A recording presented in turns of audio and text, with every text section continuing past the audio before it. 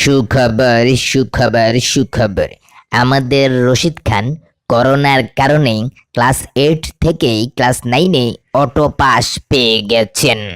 বাহ, কি চমৎকার কি চমৎকার। আমি ভাবছিলাম বার্ষিক পরীক্ষার কারণে আইপিএল এ খেলতাম হারতাম নয়, এখন দেখি আইপিএল এ খেলতাম হারাম। ও কি মজা।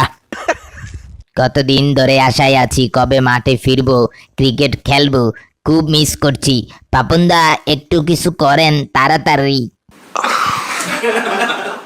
আরে আমি তো ভাবছিলাম বাংলাদেশ টিমকে শ্রীলঙ্কায় পাঠাবো, কিন্তু শ্রীলঙ্কায় যে সব কন্ডিশন দিছে তাতে শ্রীলঙ্কায় যাওয়ার দরকার নাই তোমাদের। আপাতত খেলা স্থগিত, কোনো ঘোষণা আসলে পরবর্তীতে জানিয়ে দেওয়া হবে। পাপনদা তাইলে আইপিএল এর ইন্ট্রোটা শুরু করে দেই। দাও।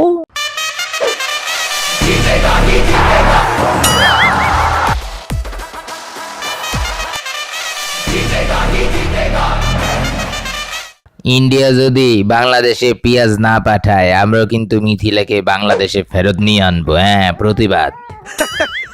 এ কাকু, কিসের মধ্যে কি প্রতিবাদ ঢুকাই দিছ? এরে বেটা, তুই বুঝতি না, বুঝার বয়স তোর হইছে না। এবার তো আইপিএল শুরু হয়ে যাইতেছে, অনেক প্র্যাকটিস হইতেছে, পোলাপান অনেক মরিয়া খেলা জিতার জন্য। ভাবতেছি এবার ফাইনালটা জিতমু কিনা। ওরে মা জিতাজিতি পরে, আগে প্রথম খেলাটা দেখো। আমগো সাথে সিএসকে এর খেলা আছে।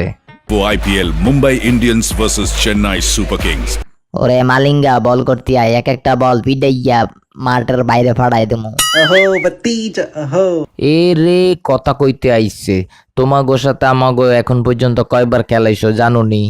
হ্যাঁ জানি, 28 বার। সেখানে আমরা 17 বার জিতেছি, বুঝছো? আমাদের কাছে ইনফরমেশন আছে। এত বড় বড় কথা কইও না, মাঠে আসো, এবার খেলা হবে। কি খবর, তোমরা ঝগড়াঝাটি করতেছো কেন? খেলা তো হবে আমাদের সাথে। এবার তো আমরা এমন টিম বানাবো, দেখবা চ্যাম্পিয়ন হয়ে যাব। এই শাহরুখ সাহেব, কি যে বলো। আমরা এবার চ্যাম্পিয়ন হব, বুঝছো? 2020 সালের আইপিএল আমরাই জিতবো। আমাগো দলে আছে আমাদের রশিদ ভাই এক একটা বল করবে, তোমাদের স্টাম্প টু স্টাম্প সব ভাঙ্গা লাইবো।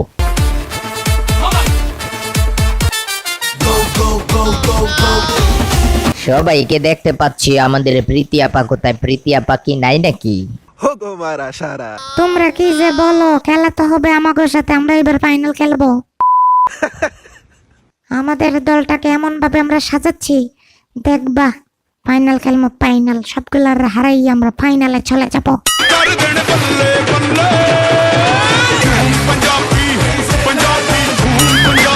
কাহিনী তো কিছুই বুঝলাম না। সবাই ফাইনাল খেলবে, সবাই জিততে যাবে, আমরা কি ঘোড়ার ঘাস কাটবো নাকি? মামু তুমি কিন্তু ঠিকই কইছো, আমরা কি ঘোড়ার ঘাস কাটবো? আমরাও খেলে দেবো। আরে মামু, 12 বারে একবারও জিততে পারি না, এই কষ্ট কে বুঝবে? সে এক বিরাট দুঃখজনক ইতিহাস।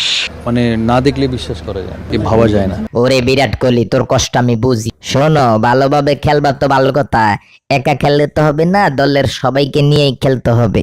তাইলে যদি এইবার 13 বারে এসে তুমি জিতো ফাইনালটা।